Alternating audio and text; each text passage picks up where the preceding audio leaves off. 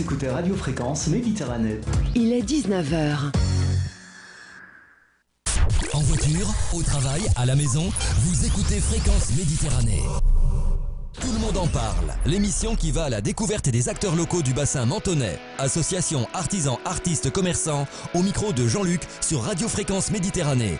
1 heure d'interview pour découvrir la richesse du tissu local. 1 heure d'interview sur la radio de la Riviera française. Radio Fréquence Méditerranée. Retrouve-nous en direct vidéo sur notre page Facebook Radio Fréquence Méditerranée.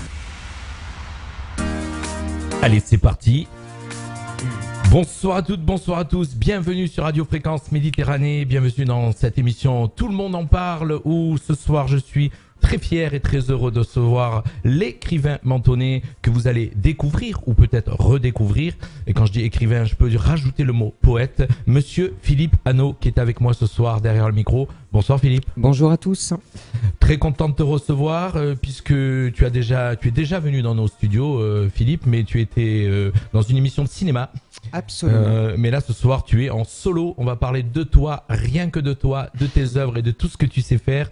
Tout à l'heure je disais écrivain, j'ai rajouté poète, puisque hors antenne tu m'as lu quelques textes qu'on va écouter ce soir, puisque ce soir l'émission va se dérouler en 3 parties. Première partie, on va parler de toi, ça va être une interview. Deuxième partie, on va écouter tes textes sur une super belle musique de fond, et vous allez voir, rester avec nous et surtout partager cette émission parce que ça va être un très très beau moment. Je me suis régalé déjà rien que tout à l'heure à l'essai. C'est le but, c'est de partager du temps. Et troisième partie de l'émission, on va parler de l'auto-édition, puisque je signale à nos auditeurs que tu t'auto-édites, on va dire. Absolument, parce que quand on commence à écrire des livres et qu'on essaie de le publier, à un moment donné, donc on devient éditeur en même temps. Voilà. Alors, on va faire comme d'habitude quand on lance nos émissions. Tout le monde en parle. Un petit coucou à tous ceux qui se connectent, à Dan Citron, à Patrice, à tous ceux qui viennent écouter cette émission. N'hésitez pas à la partager pour que de plus en plus de monde nous rejoigne ce soir et viennent écouter l'artiste, on va dire aussi, en même temps artiste que nous recevons, Philippe Hanot. Alors moi déjà, pour que nos auditeurs te connaissent un petit peu mieux, qui es-tu, monsieur Philippe Hanot? Alors, je suis un petit gars, un ch'ti. Voilà, d'abord, j'ai 54 ans. Et j'ai un peu bourlingué. J'ai fait des études d'abord en électrotechnique. Et puis ensuite, une école audiovisuelle, l'ESRA, École supérieure de réalisation audiovisuelle. Plus après une année de réalisateur et en montage bêta-SP. Voilà. Suite à cela, avec mon frère jumeau, parce que j'ai oublié de vous signaler que j'avais un frère jumeau, c'est avec lui que j'ai parcouru une grande partie de ma vie. Alors on l'a pas fait venir ce soir parce que sinon, moi je vais expliquer aux auditeurs pourquoi on l'a pas fait venir, parce que sinon vous n'aurez pas su qui parle. En fin de compte, c'est la même tête. Absolument. Voilà. Absolument. Il y en a un qui commence la phrase et l'autre qui la termine. C'est incroyable. Je vous ai reçu, quand je vous ai reçu, c'était incroyable le ping-pong que vous faisiez sur les phrases. Ouais, là, cette fois-ci, j'ai voulu faire du solo. Tout seul. C'est ton émission. Comme un grand. C'est ton émission. Alors, comme j'expliquais, avec mon frère, on a touché à plein de domaines. On ne savait pas vraiment ce qu'on voulait faire de notre vie, vraiment. Donc, on a été bûcheron, on a été chauffeur de pelleteuse, on a été régisseur de cinéma, on a été réalisateur de documentaires. Enfin, ça a été très, très diversifié. On a travaillé longtemps dans le domaine du jardin également. Une vie très on va dire, première partie de vie très bien remplie. Et on a surtout travaillé beaucoup de nos mains dans le bâtiment. Donc on a construit énormément de maisons aussi pour la famille et pour les amis. C'est ce que j'ai pu voir sur ta page Facebook où tu alimentes en plus de tes œuvres, ce que tu fais aussi à côté. Et j'ai vu que tu touchais à tout. J'essaie également, grâce aux réseaux sociaux, d'envoyer quelques petits messages de philosophie sur la vie et d'essayer d'apporter du bonheur. Ça, c'est pour moi le principal. La vie est courte et il faut la vivre maintenant. Oh que oui. Alors, elle nous écoute ce soir, elle te fait un petit coucou, elle sera chez nous la semaine, le 29. C'est Céliante. Eh bien, bonjour Céliante. Voilà, elle est avec nous, elle nous écoute, elle nous regarde. Elle sera à ta place de tête, si je ne dis pas de bêtises, le 29 juin. Oui, c'est ça. Voilà, donc... On lui fait un petit coucou. Alors, donc tu t'es présenté, tu es un petit peu un touche-à-tout. Voilà, donc je suis un peu à touche-à-tout. Et puis, donc après mon dernier métier, puisqu'en 97, j'ai fait une sorte de burn-out, j'en ai fait 2 dans ma vie.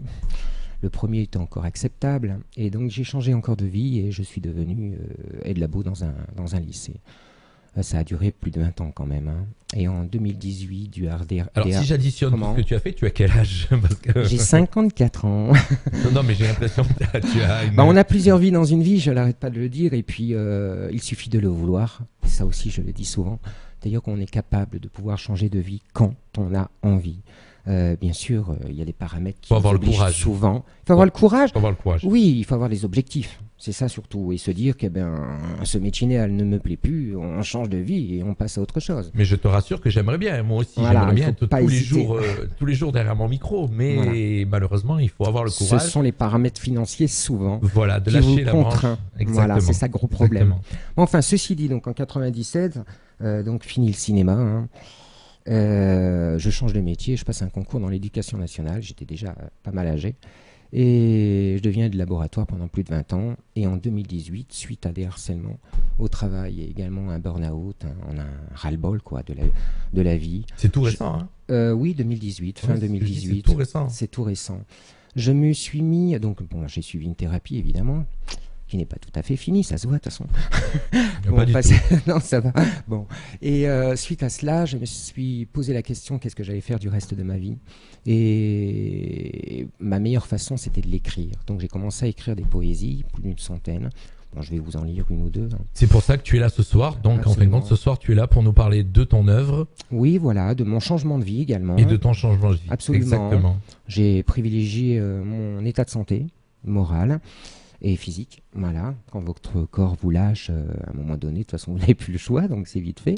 Et surtout, ce qui s'est passé, c'est que toi, c'est le corps, on va dire, entre guillemets, le corps et l'esprit qui ont lâché. Alors, le tout a lâché, et puis c'est comme un burn-out, non, plutôt comme un coma qu'on fait pendant 4 mois, où le cerveau disjoncte et il se met en repos total. Suite à cela, il commence à renaître. Hein. C'est ce que tu vas nous expliquer en fin de compte. Et on a la chance aussi d'avoir une personne qui t'écoute et qui te connaît très bien et qui est écrivain comme toi, c'est Monsieur Bernard Laboureau. Ah, absolument. T'écoute, voilà. Absolument, donc on a l'habitude pendant les interviews de faire on a une vie un peu commune, puisqu'étant donné que lui, il a bourlingué, bon, il est allé plus loin que moi, ça c'est sûr. Il n'a pas le même âge. Peut-être pas dans les rêves, je ne sais pas, mais en tout cas dans tout le respect monde. Pour lui, en tout cas, il a une vie un peu plus longue. On a chacun notre vie et à partir de là, on construit, on va jusqu'au bout, quoi. Donc, je le dis, la vie n'est pas finie, quel que soit son âge. D'ailleurs, si vous le voulez, je vous lirai un texte que j'ai écrit pour une amie. Ça s'appelle 6 fois 10 ans. On va les écouter, ouais, c'est pour ça, je veux bien, parce que je l'ai écrit pendant le confinement. Bon, là, je fais une parenthèse. Je l'ai écrit pendant le confinement, parce que malheureusement, je n'ai pas pu assister à son anniversaire. Et son mari a voulu lui faire la surprise. Donc, je lui ai dit, tiens, je t'envoie un petit texte et une petite vidéo. Et je lui ai lu. Voilà, donc je le lirai tout à l'heure. Donc on va avoir un moment dans cette émission ce soir, chers auditeurs, restez avec nous, partagez l'émission parce qu'on va avoir un moment donné dans cette émission, chose qu'on n'a jamais faite sur la radio. Ça va être un show, un show verbal, hein, on va dire, puisque tu vas lire tes textes. C'est plus que des récits, hein. C'est une vraie narration, c'est théâtral, c'est dramaturgique. Ça va être théâtral. Voilà. C'est pour ça que je vais me mettre debout d'ailleurs. On n'a jamais fait ça sur Radio Fréquence Migrée. Tu vas être le premier. Et peut-être pas le dernier, mais en tout cas tu vas être le premier. Mais là, on va revenir donc à ton parcours d'écrivain. Alors mon parcours d'écrivain, justement, donc à partir de ce moment, j'ai commencé à écrire des poésies. La première fut L'opprimé, parce que mon stress était tel qu'il fallait que je l'écrive avant que je l'oublie. Et ensuite, je suis parti sur d'autres poésies. Et en même temps, j'ai voulu un peu aller plus loin, puisque j'adore la chanson et la musique.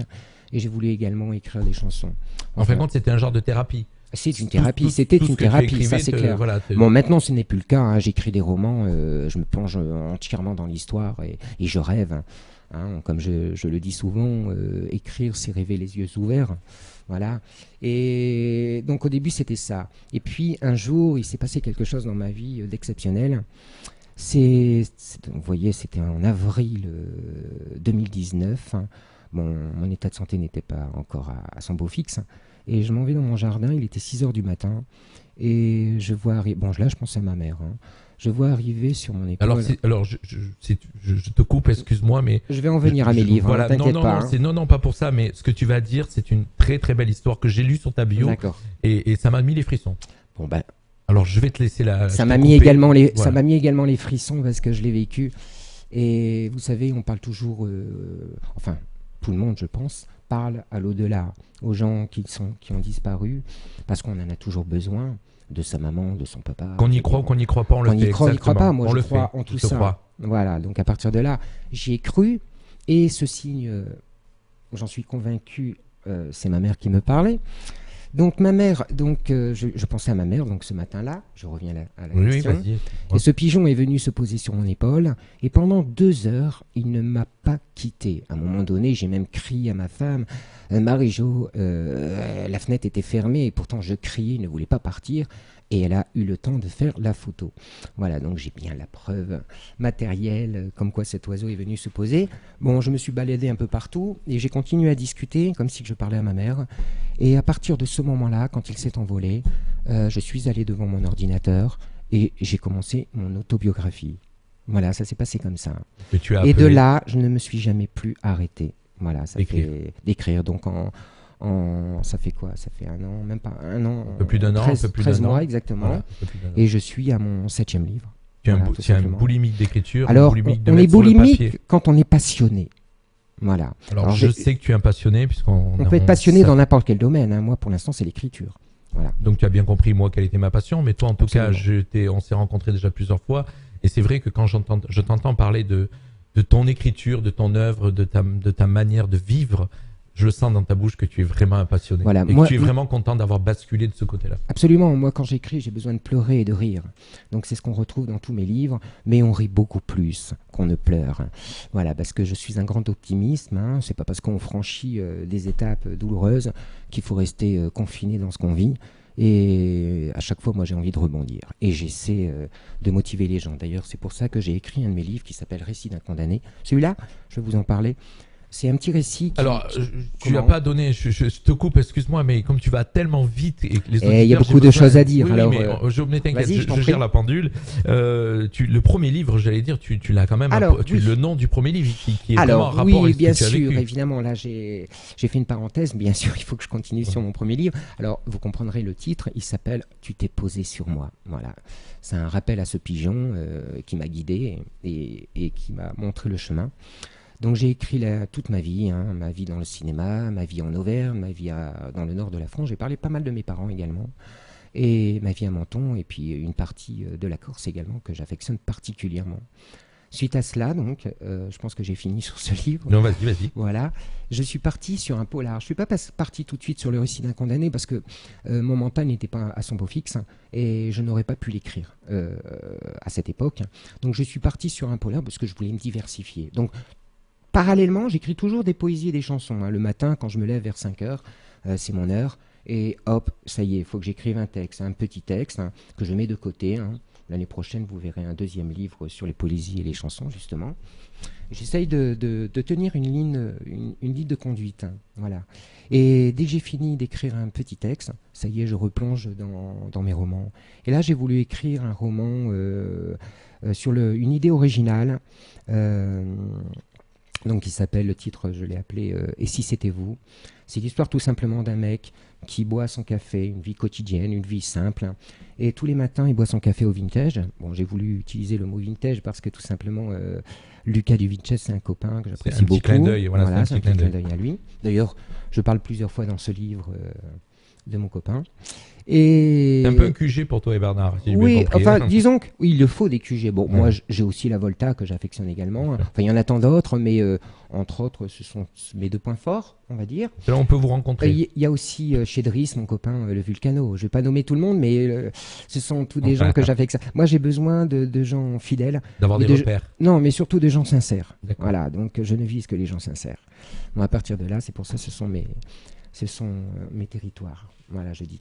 Et donc ce livre, donc ce personnage, il boit tranquillement son verre à 7 heures du matin. Un mec s'assoit à côté de lui, il lui glisse une carte de visite et il lui dit tout simplement « Et si j'étais là pour changer votre vie ?» Voilà, c'est tout un programme. Hein. Et en réalité, il va découvrir qu'il n'était pas l'homme qu'il était. Voilà, depuis 35 ans. Il va se découvrir une autre personnalité, une autre identité. Et il va faire un parcours entre Menton, le Maroc, que j'aime beaucoup, et l'Écosse. Voilà, et je ne vous en dis pas plus. Bien sûr, il y a une histoire amoureuse, il y a une histoire de bandit également là-dedans. Et voilà. Ça, c'est voilà, le prochain voilà. livre. Alors non, ça y est, il est écrit, il est même publié. Et si c'était vous? Donc tu les as avec toi, si tu peux les montrer à la caméra, parce qu'on va donner tout à l'heure. Le premier, on voit d'ici. Hein. La caméra est là. Ouais, il n'y a pas de problème. Le premier, c'est celui-là. Le deuxième, c'est celui-ci. Vas-y, montre-les tranquillement. Voilà. Hein. Prends le temps que les auditeurs aient le temps de voir les livres. D'ailleurs, on va donner tes coordonnées tout je à l'heure. Je ne pensais pas qu'on voyait aussi. Ici, on voit là, sur la petite caméra qui est là, tu vois le cadre. Tout le monde voit, voilà, on voit tes livres. J'ai mal au bras. Et tout à l'heure, on avait un auditeur qui a mis un petit message qui s'appelle Sébastien et qui a marqué je suis en train de lire un de tes livres. Oui, tout à fait.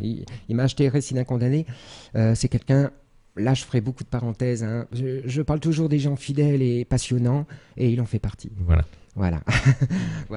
Alors, donc, suite à ce roman, maintenant que mon état de santé commençait à aller de mieux en mieux, je me suis dit, je peux écrire ma vie. C'est-à-dire pas le harcèlement, parce que le harcèlement, je m'en fous complètement. Au contraire, ça a été le facteur déclenchant pour changer encore de vie. Quelque part, je remercierais presque. Hein.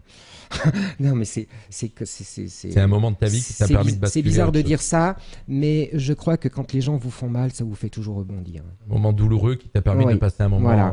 Alors, je l'ai écrit, là, donc je le montre à l'écran. C'est juste un petit fascicule de 97 pages où j'explique comment sortir vainqueur d'une dépression avec une ligne de conduite, une façon de vivre. Évidemment, il faut être très rigoureux, hein, méthodique.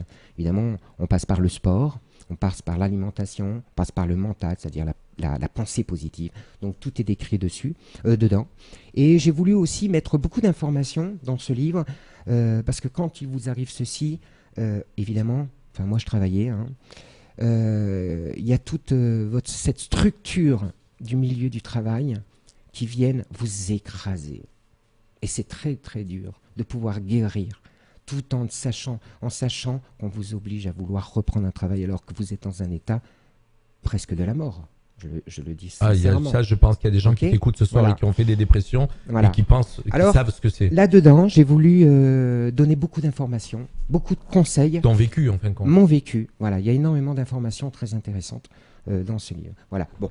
Ouais, en tout cas, c'est un passage de ma vie. Alors, je rappelle à nos auditeurs, ce soir, tous ceux qui nous écoutent, dans un petit moment, on va arriver au moment du show. Hein, on n'est pas loin. Hein, on n'est pas. Non, ne t'inquiète, je gère la pendule. Ok, pas de problème. On va arriver au moment du show, mais en tout cas, je vais déjà donner une indication. Si on veut retrouver tes livres et tes textes, te contacter, tu as une page Facebook. Pour déjà ceux ce soir qui nous écoutent, une grande partie sont sur Facebook. Absolument. Donc, tu as une page Facebook, Anno Philippe, A2NO Philippe.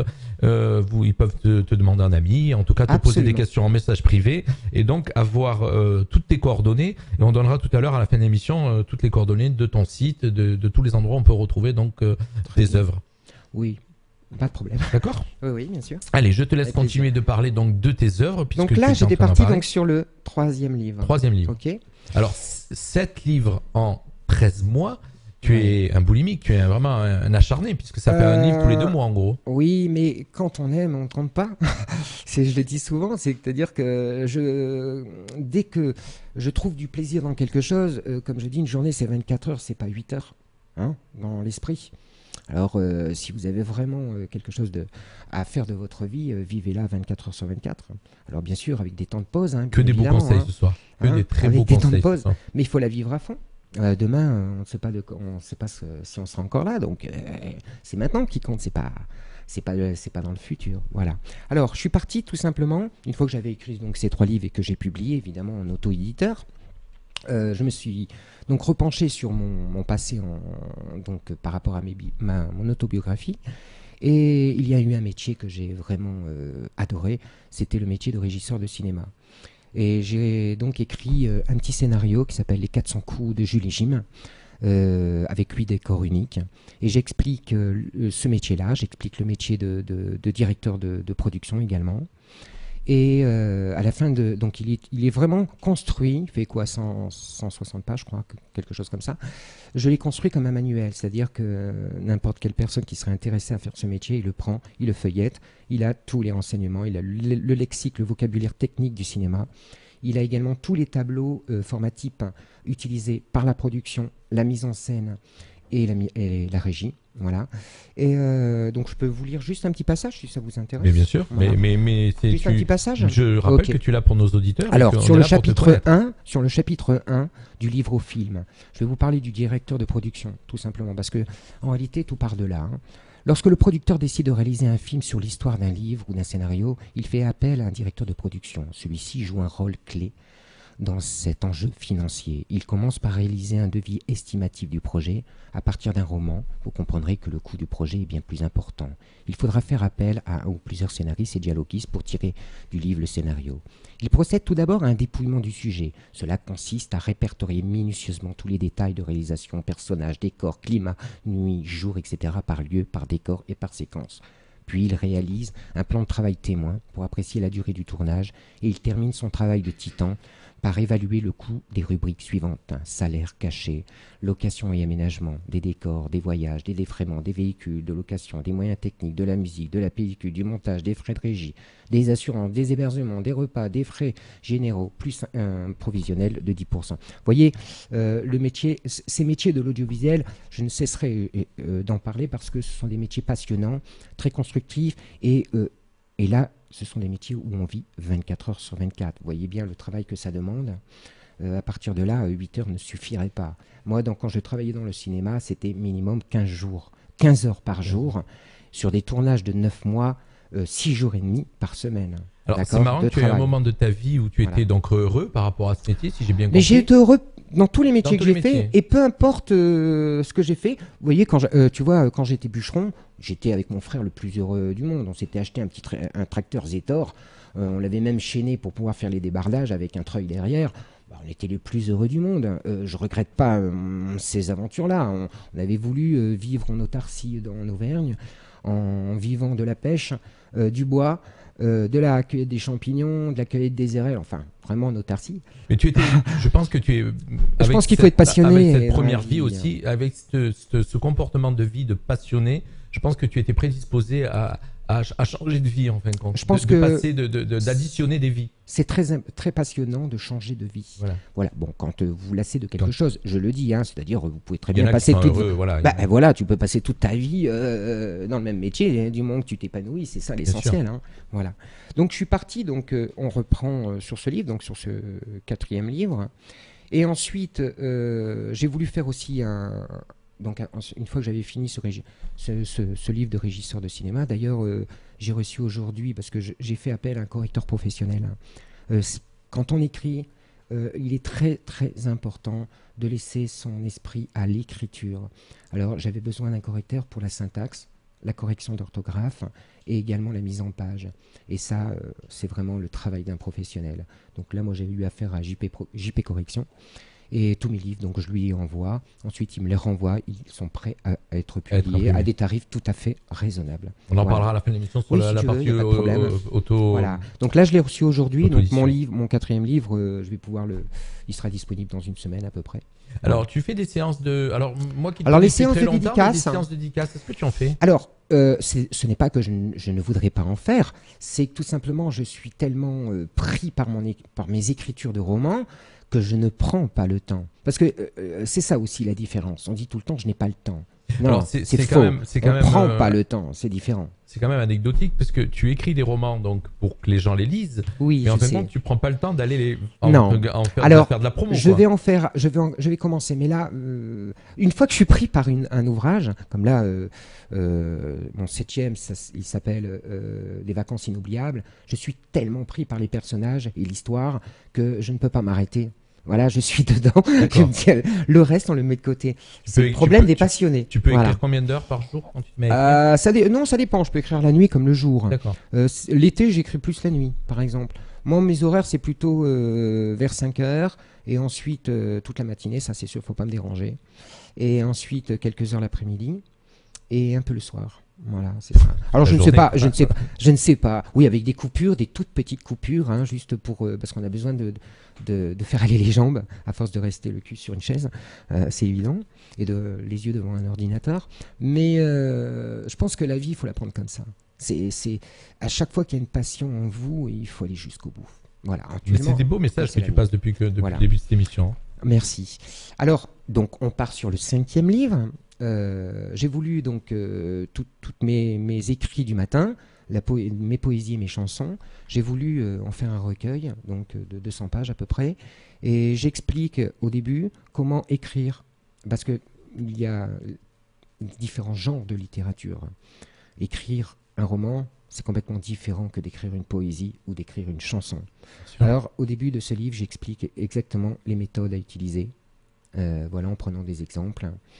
Bon, c'est à découvrir. Et suite à donc, ces informations, j'ai voulu ajouter pour une première fois 74 poésies et chansons inédites. Et bon, les autres, vous les découvrirez l'année prochaine.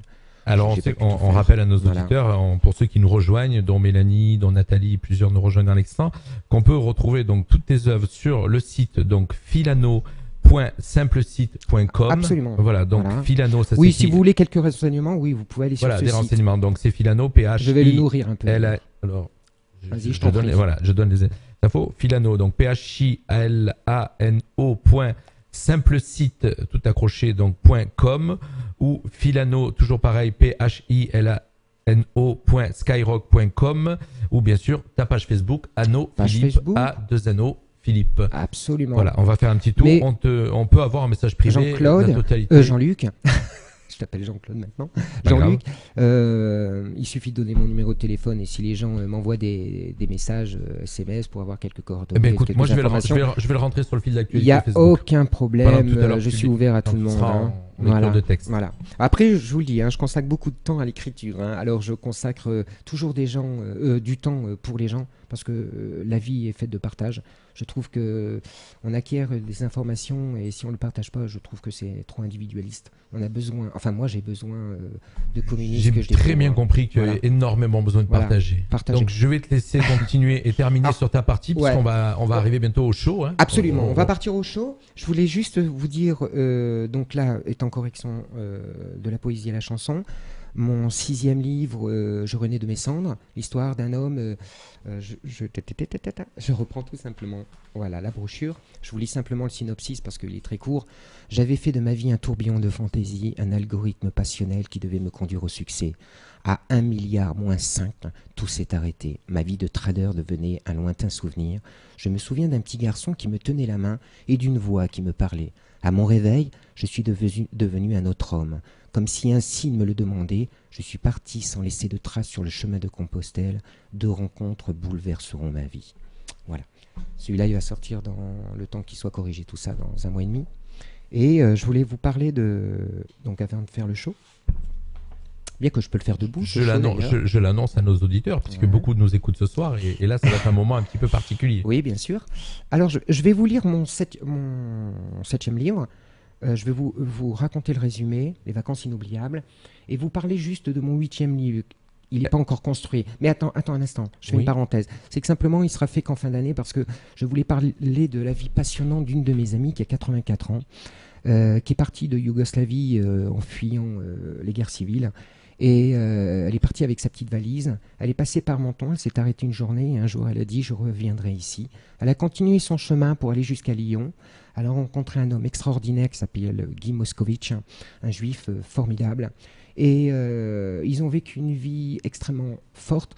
Donc je vais parler de sa vie, de la vie qu'elle a vécue là-bas en Yougoslavie, de tout son parcours. Et elle est devenue simplement coiffeuse, mais à côté de ça, elle est devenue une immense artiste, une peintre exceptionnelle et une sculptrice plutôt exceptionnelle. Voilà, donc ça sera mon 8e livre que j'écrirai donc en fin d'année. Voilà, tout simplement. Tu as déjà donc le scénario prêt. J'ai tout dans la tête. Voilà, tout dans la tête et tout est prêt. Tout est prêt. Tu prends des notes de temps Alors, en temps. je prends constamment des notes avec mon portable puisque on peut enregistrer énormément de choses. J'ai toujours un petit cahier avec moi et toutes mes pensées, je les mets là-dessus. Même, bon, j'adore chanter, donc bien évidemment, j'enregistre pas mal de choses également sur le portable. Le portable, ça sert à tout maintenant. Ce n'est plus un téléphone. Exactement. Voilà. Et donc, je vais me mettre peut-être debout pour lire le texte. Tu vas te mettre debout pour lire tes textes. Non, pour lire mes textes, mais le premier texte, donc sans musique, d'accord. Je voulais simplement raconter le résumé du livre que je suis en train d'écrire et qui s'appelle « Les vacances inoubliables » et juste informer, donner quelques renseignements sur les personnages, les 5 personnages. Ça sera très rapide, ça va durer 3-4 minutes maxi. Est-ce qu'on a le temps ? Mais on a le temps. Vas-y, tu changes de... Ok, je me prépare. Donc, chers auditeurs, vous allez voir, il change de place, il change de micro, il va se mettre le casque, puisque tout à l'heure, il va mettre... si tu veux déjà mettre en place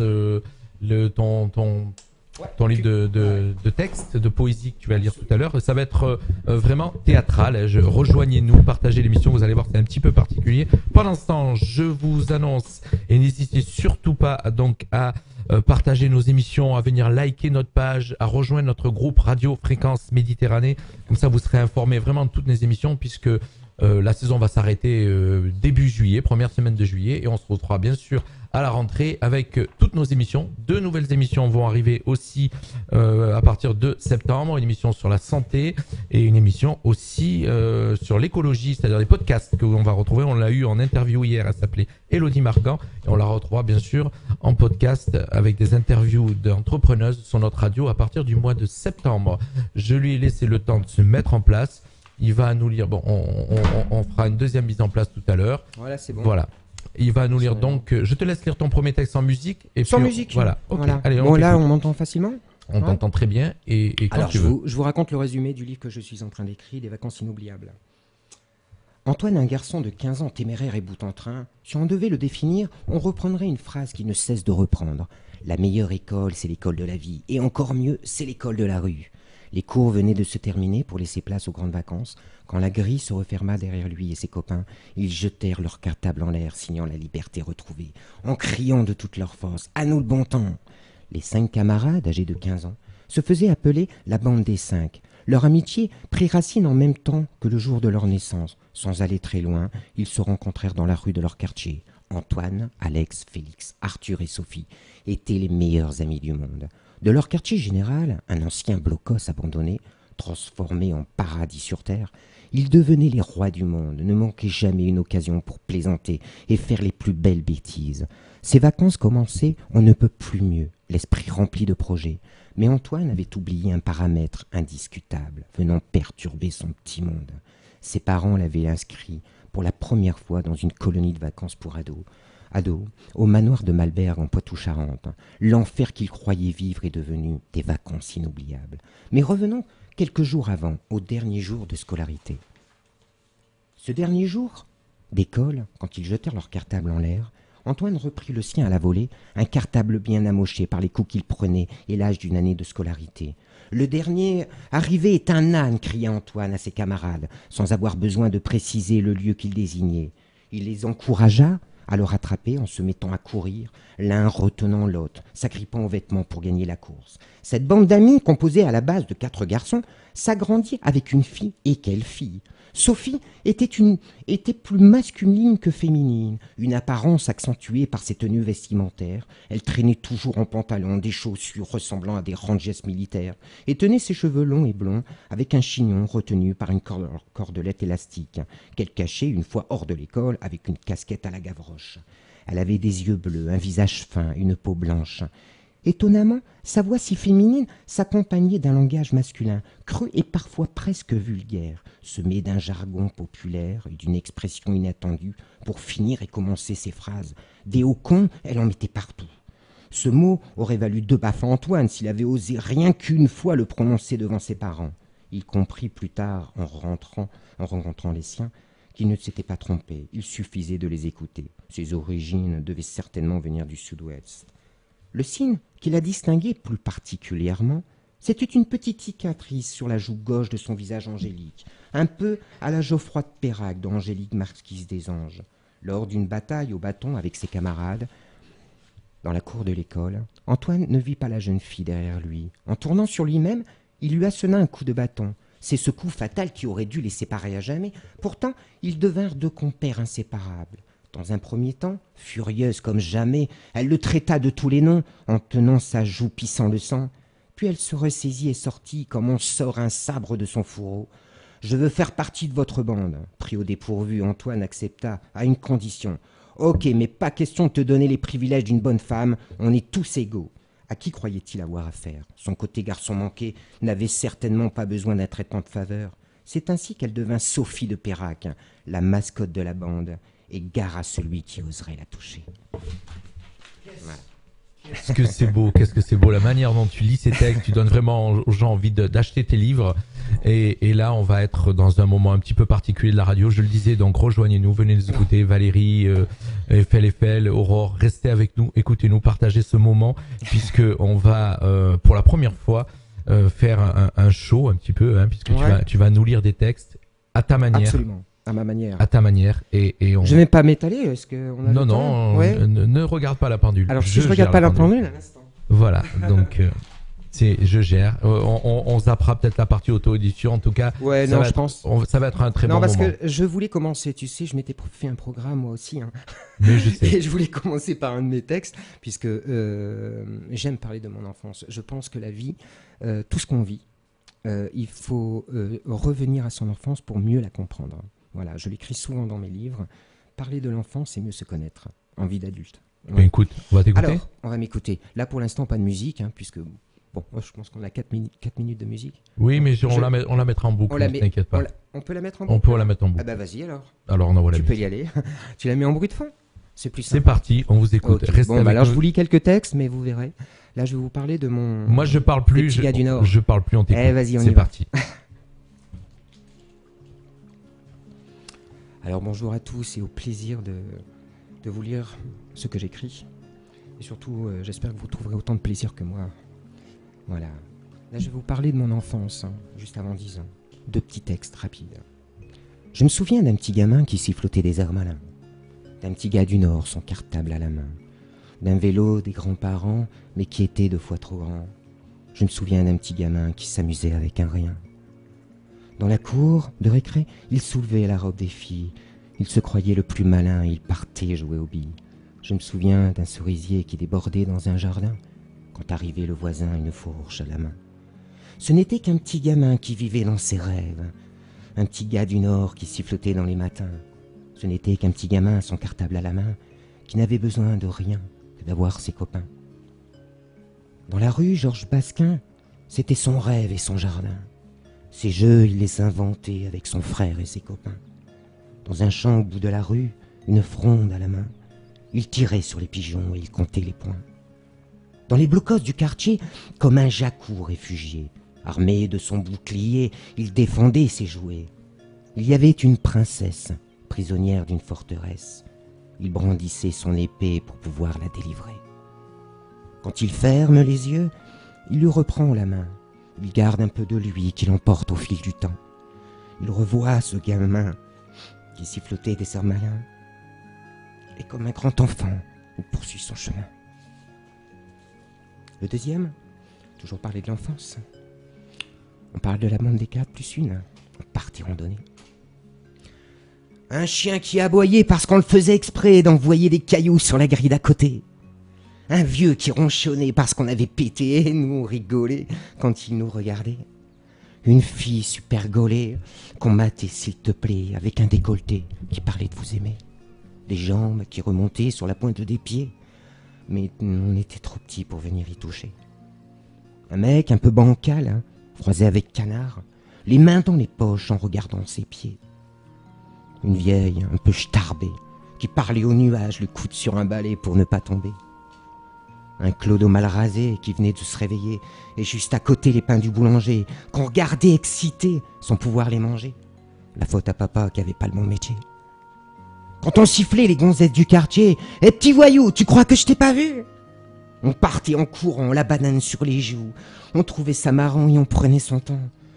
On m'avait dit, quand tu seras grand un jour, qu'on viendra prendre tes rêves pour toujours.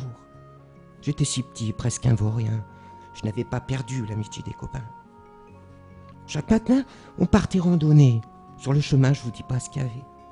Tous mes copains venaient me retrouver et on chantait comme un jour de printemps. Un sourire aux lèvres en regardant Sophie, qui de nous 4, son cœur serait épris. Jamais, je crois, on le saura, car l'amitié est plus fort que l'amour. Là, c'est un texte que j'ai écrit pour donc cet ami, je vous l'ai dit tout à l'heure, 6 fois 10 ans. Juste avant qu'on continue, dire à nos auditeurs, et on l'a senti dans ta voix, énormément d'émotions. Je ne parle pas du passé, donc évidemment. Énormément d'émotions dans cette première partie. Et restez avec nous, puisqu'on va écouter la suite de tes textes. Vas-y, Philippe, c'est à toi. On est parti. 6 fois 10 ans. Donc Jasmine va se reconnaître. Je vous assure que dans ma vie, j'ai vraiment fait ce qui me plaît. Tant qu'il y avait des chiffres à compter, c'était pour moi la panacée. Ma drogue à moi, je l'ai trouvée devant un bureau bien rangé. Fallait-il qu'on vienne me rappeler que je n'avais pas vu le temps passer? Si vous croyez au Saint-Esprit quand vous avez 60 palais, qu'on peut envoyer balader à grands coups de martinet les plus belles années d'une vie, je vous rassure, ce n'est pas fini. C'est comme si aujourd'hui, ma vie venait de commencer. Mon corps a pris quelques années, la faute à qui vous me direz. Mais l'essentiel est bien gardé dans mes souvenirs et mes pensées. Je pourrais même vous affirmer que mon sourire n'a pas changé, qu'il viendra toujours vous parler tant qu'il y a de l'amour à donner. Je voudrais vous raconter l'histoire du petit poussé qui venait semer des cailloux blancs sur un chemin pour le retrouver. Je voudrais vous dire que ma vie, plus qu'un seau bien rempli. J'avais suivi le même chemin pour me rappeler mes joies et dire merci. Si aujourd'hui, plus d'une étoile brille encore dans mes yeux, c'est qu'il y avait plus d'un amour voyant le jour et dans mon cœur plus d'un bonheur. Et s'il fallait ne retenir qu'un souvenir, je garderai mes 3 amours pour un toujours. Aujourd'hui, sans regret, je vis ma vie à vos côtés. Même si l'hiver arrive au pas de course, effaçant le printemps avec lui mes 20 ans, comme un mois de mai à l'infini, je continue à voir devant. 6 fois 10 ans n'est qu'une goutte dans l'océan. Ce qui importe, tu vois, c'est de regarder la vie avec des yeux d'enfant, même si le temps défile comme une roue s'affolant. Tu sais bien que rien n'est plus important que ces instants présents. Oublions le passé et mes 6 fois 10 ans. Aujourd'hui, ce qui compte, c'est de vivre le vent à mes amours. Je suis bouche bée, je t'écoute et j'adore tes textes et j'adore ta manière de les lire et d'ailleurs on va continuer puisque on est là pour ça ce soir et je vous disais c'est la première fois qu'on le fait à la radio, c'est la deuxième fois que Philippe nous rejoint et fait partie de nos émissions. On écoute ses textes et je lui ai pas posé la question mais en écoutant je me disais ça serait bien qu'à la rentrée on retrouve régulièrement les textes de Philippe à la radio et qu'on les écoute. Voilà, donc en tout cas on en parlera hors antenne mais on va te laisser continuer. Voilà. Ça, c'est un message. Bon, il y a des textes beaucoup plus humoristiques, hein, mais je les lirai une autre fois. Pour l'instant, on reste sur cette idée. J'ai écrit ce texte, le dernier mot sera pour toi. C'est l'histoire tout simplement, comme de nombreuses personnes qui perdent quelqu'un, et le mari, avant de partir, il veut parler à sa femme, lui dire quelque chose de très très important, alors écoutez. Touché par ces quelques mots qui résonnent encore avant de m'achever, et pourtant, la meilleure manière qu'on ait trouvée pour s'exprimer reste encore les mots pour venir te toucher. Comme une caresse ou un coup d'épée, ta dernière syllabe vient à jamais s'enfoncer dans mon cœur et mes pensées. J'aurais préféré, si j'avais pu choisir, que tu me condamnes à l'exil forcé dans un désert de mots avant de me damner. Ta colère est pour moi et peut-être pour lui, parce qu'il n'a pas trouvé le temps que l'autre vient reprendre. Mais comment aurais-tu pu comprendre quand mes yeux se fermaient pour venir oublier les mots qui me blessaient, que la fin s'approchait pour venir m'emporter dans un monde où les mots n'avaient plus de son? C'était ta façon à toi de crier, de pleurer, de maudire le passé et de rager que le futur ne serait. Ta façon à toi de remplacer les larmes qui coulaient sur tes joues par des mots qui glissaient en devenir fous, qui venaient se poser sur mon corps en lambeaux, que tu avais fini malgré le mal qui venait m'emporter par trouver beau. Je ne suis déjà plus qu'une ombre qui te parle, plus qu'un regard éteint, et pourtant tu es toujours là à tenir cette main décharnée, piétinée par cet être si petit, qui prend tout son temps pour effacer ce qui reste de moi, effacer ce que j'étais et ce que je ne suis plus. Avant que le son de ma voix ne puisse plus dire un mot, un seul mot qui remplace tous les autres, un mot que j'aurais dû te dire il y a longtemps déjà, un mot qui suffit à balayer les mots, un mot qui vient chanter, danser sur mes lèvres quand mes pensées sont plongées dans les tiennes.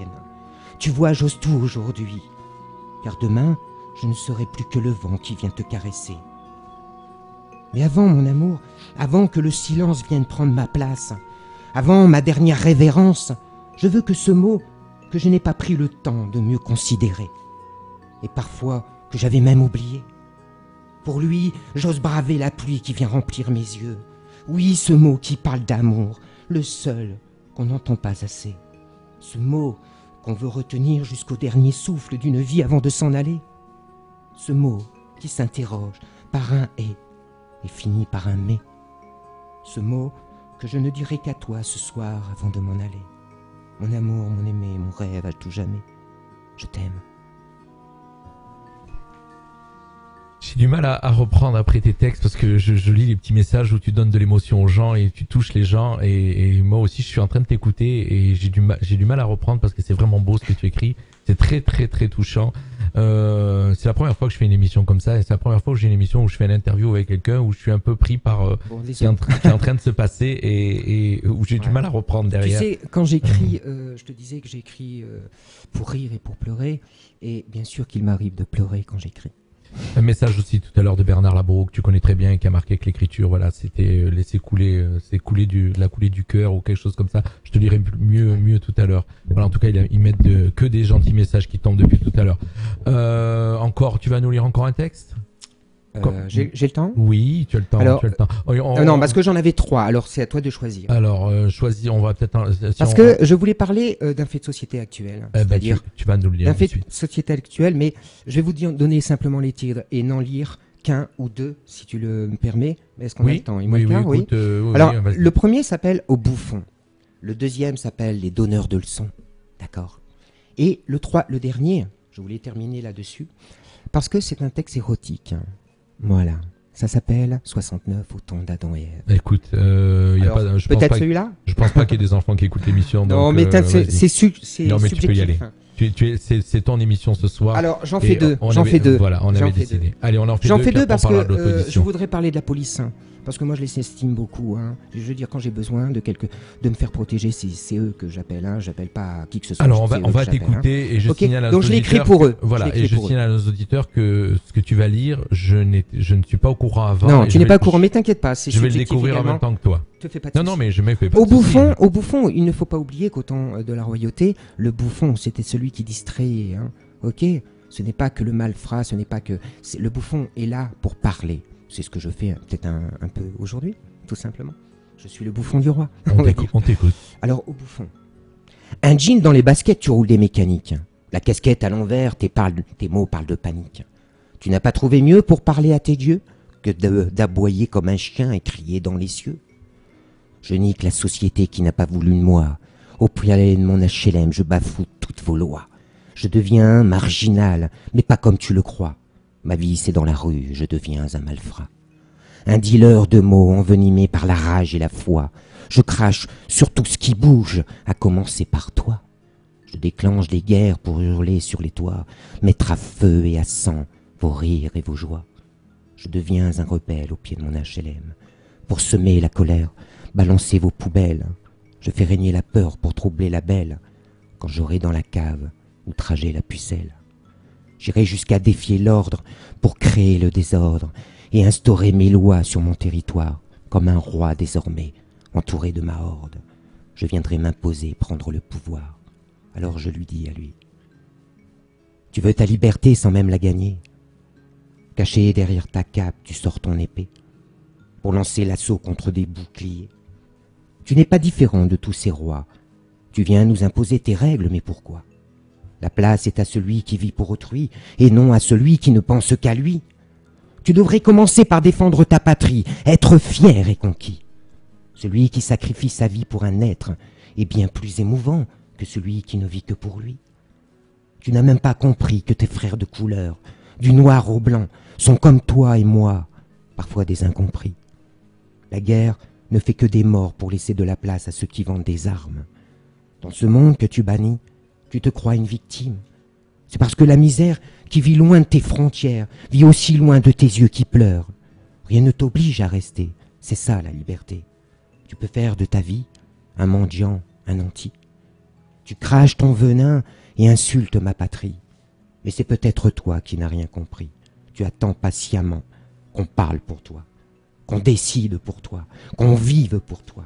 Mais où est ta fierté? Le courage n'est pas un seul mot.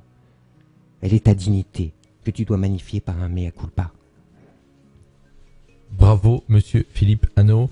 Ce soir avec nous dans cette émission Tout le monde en parle, invité donc de notre émission, et on va aller jusqu'au bout de tes textes. On va aller jusqu'au bout de tes textes. On va écouter. Oui, on va écouter tes textes puisque nos auditeurs sont les sont là écouter et ils les Ça avec écoutent, plaisir. et je suis sûr qu'on les écoute. Et d'ailleurs, on va demander à tous ceux qui nous écoutent ce soir de nous mettre des petits messages.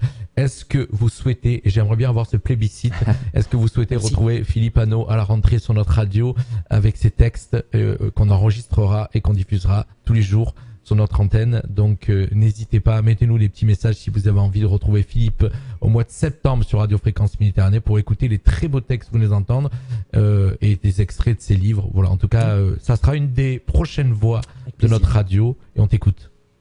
Les donneurs de leçons. Qui n'a pas eu affaire à des donneurs de leçons? Les donneurs de leçons vous parlent avec passion. On pourrait même croire qu'ils ont tout inventé. Ils n'ont rien à donner que la prétention, mais jonglent avec les mots pour vous persuader. Les donneurs de leçons viennent vous conseiller parce qu'ils ont tout vécu avant que vous soyez né. Dans leur boule de cristal, ils inventent le passé, entremetteurs de cerveaux fatigués, des brouilleurs de pensées pour vous déconcentrer. Méfiez-vous des donneurs de leçons qui parlent à votre place et des moi-je à toutes les phrases qui inondent l'espace. Ce sont des je sais tout qui cherchent à vous ressembler comme des caméléons venant vous apprivoiser. Ils viennent se mélanger. D'un air hébété et de oui pour les complimenter, ils se mettent à croire à la place du roi que leurs gestes, s'éparpillant, remuant du vent, finiront par prendre le pouvoir. Comme un gourou prend possession de votre esprit, vous finirez en transe pris de sorcellerie. Comme un prophète viendrait vous montrer le chemin, vous fermerez les yeux en lui prenant la main. Personne ne peut savoir mieux que vous de quoi sera fait demain. C'est souvent les conseilleurs qui ne sont pas les payeurs. Ils sont comme des prédateurs qui attendent le moment opportun pour trouver la faiblesse qui rassasie leur faim. N'attends pas des vauriens faisant semblant d'aimer. Ils n'ont que la parole qui bien souvent ne vaut rien. Quitte à préférer, il vaudrait mieux encore prendre le voile, ou bien sur un grand mât voguer mettre les voiles. Mais cela ne tient qu'à vous de voir plus haut qu'un toit, pour toucher les étoiles avec le bout du doigt. À coups de pirouette, oubliez toutes ces fanfaronnades qui bouleversent votre tête comme une girouette. Et si le cœur vous en dit, il ne suffira qu'à vous de prendre vos silences pour seule compagnie. Jean de La Fontaine vous dirait, tout flatteur vit aux dépens de celui qui l'écoute. Bravo, monsieur Philippe Hanot, pour tes superbes textes que tu nous as lus ce soir. J'avais Le dit dernier on va le lire. Et j'avais dit que ça allait être un moment exceptionnel. Voilà. Et effectivement, les messages qui sont en train de tomber me disent que c'est vraiment un moment exceptionnel. Merci à tous. On t'écoute sur ton dernier texte? Oui. Voilà, on t'écoute. 69, autant d'Adam et Ève. Alors, je rappelle, pardon, je te coupe juste avant de démarrer, que c'est un texte un petit peu érotique. Oui. Voilà, on peut. Mais il n'y a aucun souci. Je rappelle qu'on est une radio libre. Les enfants, je pense pas qu'ils comprendront de toute façon, c'est parce pas grave. que c'est subjectif. On est dans une radio libre et on est une radio où on laisse la parole à tout le monde. Tu peux y aller. C'était parce que j'aime toucher à tous les sujets, comme tu as pu le constater. Exactement. Et c'était un sujet que je n'avais pas encore traité. Donc je me suis dit, il y a pas trop longtemps, je vais écrire un petit texte là-dessus. Allez, on y va. On t'écoute. L'amour commence toujours par les fantasmes d'un corps qui vous plaît, qu'on préfère habiller pour l'imaginer, avant de le déshabiller. Tant de mots pour en parler. Deux êtres dénudés dans un verger que l'on dit défendu vinrent se rencontrer. Ils furent émerveillés l'un et l'autre devant l'être qu'ils voyaient, et de la tête aux pieds se mirent à contempler l'œuvre de la création d'un air enthousiasmé. Comme un paon séduisant, Adam fut le premier subjugué par ce corps aux rondeurs émouvantes. Il s'approcha pour mieux regarder les détails qui venaient l'intriguer. Sa robe de porcelaine avait un grain si pur qu'elle le mit en haleine. Du bout du doigt, il lui vint l'idée de toucher ces deux pommes qui trônaient sur ce corps élancé. Quand elles se mirent à ressembler à la peau délicate d'une orange qu'on viendrait apprécier. Il ne pouvait s'empêcher de recommencer. Quand il les vit changer de couleur, plus dure et bonne à croquer, il se pencha pour venir y goûter. La belle devint si blême qu'elle tomba dans ses bras, et comme une fleur qui voit le jour, vint s'ouvrir pas à pas. La rosée du matin avait recouvert ses pétales, semblable à un frisson quand ton corps tressaille par une nuit glaciale. Ne pouvant la laisser choir, il la serra si fort que son sang bouillonnant comme le feu d'un volcan brûlant de mille tourments, de suite la réchauffa. De ses yeux langoureux, Ève venait d'ensorceler le regard médusé d'Adam, et comme hypnotisé, il ne put se détourner de ses deux corps joyeux.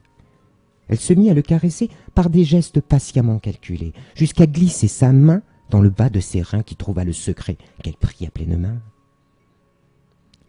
Sans qu'il ne pût ou ne voulût reculer, il fut pris d'un sursaut qui vint lui demander si elle pouvait continuer.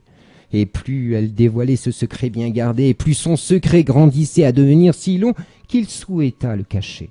Elle trouva un endroit qui lui semblait approprié et vint le prendre à pleine bouche, profitant d'y goûter. Mais pour un tel secret, elle pensa qu'il y avait meilleur endroit pour aller le cacher.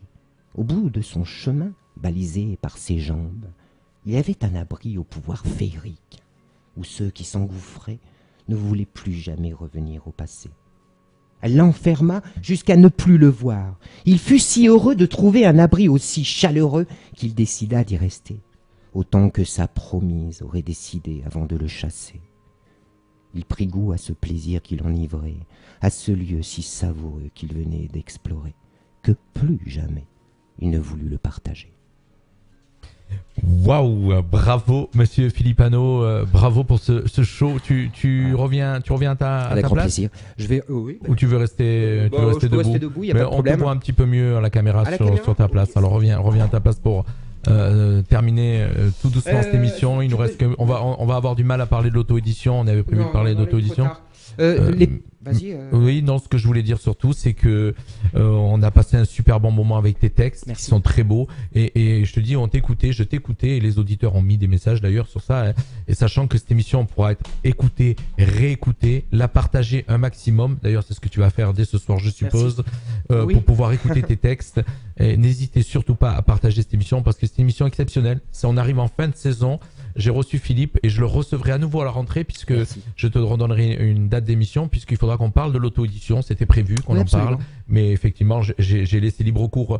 Pourtant, je t'avais dit au début, ça va être peut-être beaucoup, 18 minutes de texte. Au début, Et- c'était. Oui, mais. Et puis du coup, en fait compte, on a un petit peu chamboulé. On avance dans l'émission au feeling. On prépare des choses et en fin de compte, au bout d'un moment, on laisse aller les choses. Et c'est ce qui s'est passé ce soir. Bon, par contre, je voulais simplement souligner que si les gens étaient intéressés à publier un livre, qu'ils n'hésitent pas à me contacter, je pourrais très bien les conseiller. Hein, Alors parce moi, que ça fait surtout, quand même ce que je un an et pense- demi de pratique dans ce domaine. Ce que je conseille surtout aux gens, en fin de compte, ce que je vais conseiller ce soir, c'est surtout d'aller faire un tour sur ta page Facebook, Anno Oui. Philippe, Voilà. de te contacter en Oui, message voilà. privé. Et en Absolument. message privé, je sais que tu leur réponds et tu pourras leur répondre, leur donner toutes les coordonnées donc de ton site où on peut trouver tes livres, Oui. leur parler de l'auto-édition, s'il y en a qui sont Absolument. intéressés, puisque c'était un sujet qu'on devait aborder ce soir et qu'on abordera à la rentrée, l'auto-édition, comme tu l'as fait, comme tu es parti sur l'écriture il y a 13 mois et depuis tu es à ton 7e livre Oui. et en train de préparer le 8e. Là, je suis en train de préparer le 8e. Le 8e. Mais je suis à fond dans le. Enfin, là, Ah, il sera prêt dans un mois, donc je vais attaquer le 8e dans très très peu de temps. Là. Écoute Voilà. Philippe, Est-ce on que arrive tout doucement. j'ai Je vais oublié- te laisser la parole pour terminer. Voilà, d'abord, je voulais remercier Jean-Luc, parce que grâce à des gens comme eux, Mais moi je suis là pour ça. Oui, peut-être, mais je t'avais rien demandé que je sache. Et c'est toi qui es venu me voir et tu m'as dit tu veux pas. Et puis moi, franchement, quand on me touche, moi j'aime pas.